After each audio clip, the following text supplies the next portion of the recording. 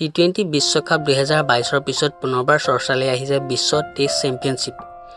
ইংলেণ্ডে টি20 বিশ্বকাপ জয় কৰাৰ পিছত ৱৰ্ল্ড কাপ টেষ্ট চেম্পিয়নশ্বিপৰ ফাইনেলত প্ৰৱেশৰ বাবে যুঁজ দিয়াৰ সময়ত পুনৰবাৰ বগাৰ জাৰ্চি পিন্ধি থকা দেখা গৈছে। অষ্টবল ভিডিঅ'টো আগবঢ়াৰ আগতে আপোনালোকক এতিয়া ৰিকুৱেষ্ট কৰি গৈছোঁ, আপোনালোক যদি চেনেলটোত প্ৰথমবাৰ আহিছে তেন্তে ভিডিঅ'টোতে লাইক কৰি দিব আৰু এনেধৰণৰ ভিডিঅ' চাই থাকিবলৈ চেনেলটো ছাবস্ক্ৰাইব কৰিব। অষ্ট্ৰেলিয়া ৱেষ্ট ইণ্ডিজ পৰাস্ত কৰি 1 নম্বৰ স্থানত নিজৰ স্থান সুদৃঢ় কৰে।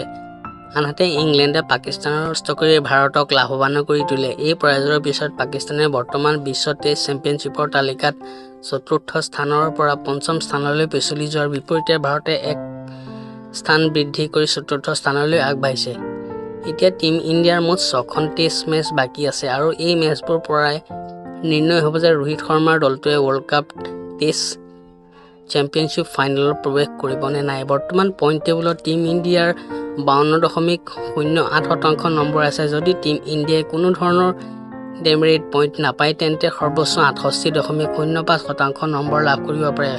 সম্ভৱতঃ এই সংখ্যাই ৱৰ্ল্ড কাপ টেষ্ট চেম্পিয়নশ্বিপৰ ফাইনেলত প্ৰৱেশ কৰিবলৈ যথেষ্ট হ'ব। ভাৰতৰ এতিয়াও মুঠ 6খন খেল বাকী আছে।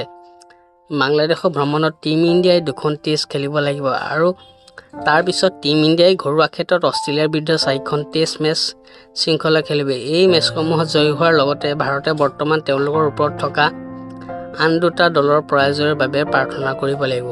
শেহতীয়া পইণ্ট তালিকাত অষ্ট্ৰেলিয়াৰ 72.73% পইণ্টৰে প্ৰথম স্থান থকাৰ বিপৰীতে দক্ষিণ আফ্ৰিকাৰ দলটোৱে দ্বিতীয় স্থানত আছে। জয়ৰ শতাংশ 60 আৰু শ্ৰীলংকাৰ দলটোৱে 53.33% জয়েৰে তৃতীয় স্থানত আছে। শ্ৰীলংকাৰ অন্তিম টেষ্ট শৃংখলা নিউজিলেণ্ডত কেনি উইলিয়ামছৰ দলৰ বিৰুদ্ধে হোৱাৰ বিপৰীতে দক্ষিণ আফ্ৰিকাই অষ্ট্ৰেলিয়াৰ ভ্ৰমণত 3খন টেষ্ট শৃংখলা আৰু ঘৰুৱা ক্ষেত্ৰত ৱেষ্ট ইণ্ডিজৰ বিৰুদ্ধে 2খন টেষ্ট খেলিব লাগিব। দক্ষিণ আফ্ৰিকাই শ্ৰীলংকাতকৈ ভাৰতৰ সমস্যা অধিক বৃদ্ধি কৰিব পাৰে। আনহাতে পাকিস্তানৰ কথা ক'লে এতিয়া বাকী 4খন খেল ঘৰতে খেলিব লাগিব। ইংলেণ্ডৰ বিৰুদ্ধে এতিয়া 2খন মেচ আছে। ইয়াৰ পিছত ঘৰুৱা ক্ষেত্ৰত নিউজিলেণ্ডৰ বিৰুদ্ধে টেষ্ট শৃংখলা খেলিব লাগিব। যদি পাকিস্তানে বিশ্ব টেষ্ট চেম্পিয়নত নিজৰ শক্তি দেখুৱাব লাগে তেন্তে তেওঁলোকে নিজৰ খেল পথাৰত কাম কৰিব লাগিব। এই ফ্লেট ট্ৰেকবোৰত খেলিলে তেওঁলোকৰ বেছিভাগ মেচ ড্ৰত দেখা যোৱা যায়।